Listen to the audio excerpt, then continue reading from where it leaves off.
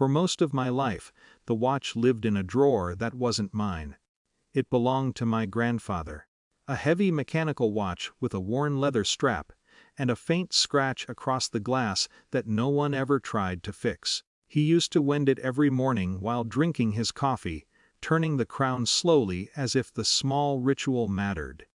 When he died, my parents took it, not in a dramatic way. They simply said they would keep it safe until the right time. I never questioned that. At the time it felt reasonable. I was still young, still living at home, still believing family promises were permanent things. My grandfather and I had been close. Not in a loud way. We didn't have long conversations or dramatic moments. Mostly we worked quietly beside each other in his garage while he repaired things that weren't really broken. Once, when I was about 16, he had handed me the watch and let me hold it. "You don't rush a good watch," he said. "It runs steady because it's built steady." When my parents said they'd keep it safe, I assumed it would eventually come to me. Years passed. Life moved forward the way it does. I finished school, found a stable job, moved into my own apartment. My relationship with my parents settled into something practical. We spoke regularly, but rarely about anything personal. My younger brother stayed closer to them. He always had.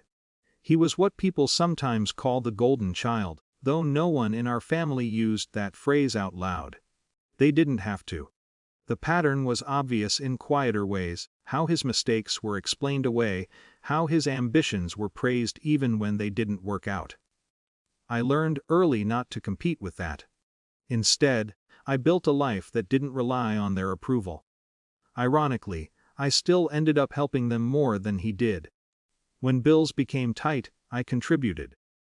When something unexpected broke in the house, I transferred money without making a big deal about it. At some point we even created a joint account to make things easier for emergencies. I told myself it was practical. A few months ago, they invited me over for dinner. Nothing unusual. Just a quiet Sunday evening at their house. My brother was already there when I arrived. We sat around the table talking about ordinary things: traffic, work, neighbors. Halfway through dinner, I noticed something on his wrist. At first I thought I was mistaken. But when he reached across the table for the salt, the watch caught the light. The same scratch across the glass. The same worn leather strap. I didn't say anything right away. The conversation continued normally for another minute or two while I stared at it, waiting for someone to explain. Eventually I asked, "Where did you get that?" My brother looked down casually. "Oh, this," he said. "Mom gave it to me." I turned toward my mother. She didn't hesitate. "Well," she said, almost dismissively, "he'll appreciate it more than you." There wasn't anger in her voice.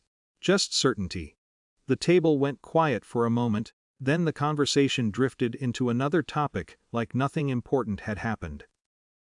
I finished dinner, helped clear the plates, and drove home. The strange thing was that I didn't feel furious. Mostly I felt something settle into place, like a puzzle I had been avoiding had finally completed itself. That night I opened my laptop and logged into my banking accounts. The joint account with my parents appeared on the screen. I had opened it years earlier after my father mentioned it would make managing household expenses easier. Next to it were the credit lines I had authorized for them during emergencies. For a long time, I just looked at the screen. Then I started removing things. My name from the joint account. Authorization on the credit lines. Access permissions that had quietly existed for years. Each step required confirmation. Each confirmation felt oddly calm.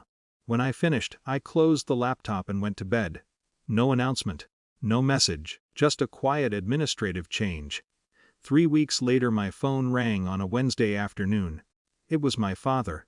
His voice sounded tense. "Something's wrong with the account," he said. "We can't access it." I leaned back in my chair.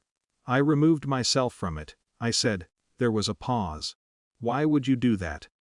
I thought about explaining everything: the watch, the comment, the years of imbalance that had slowly become impossible to ignore. Instead I said something simpler. I think it's better this way. Another silence. Then he said carefully, "We were counting on that money this month." I understood what he meant.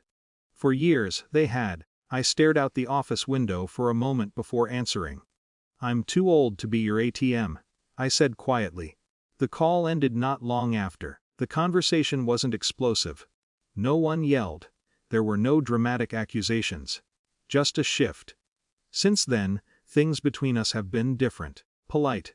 Careful. When I visit, my brother still wears the watch. Sometimes I notice it ticking softly when he moves his arm. I don't ask about it anymore.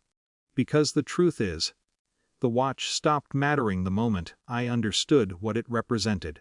And some inheritances are better left behind.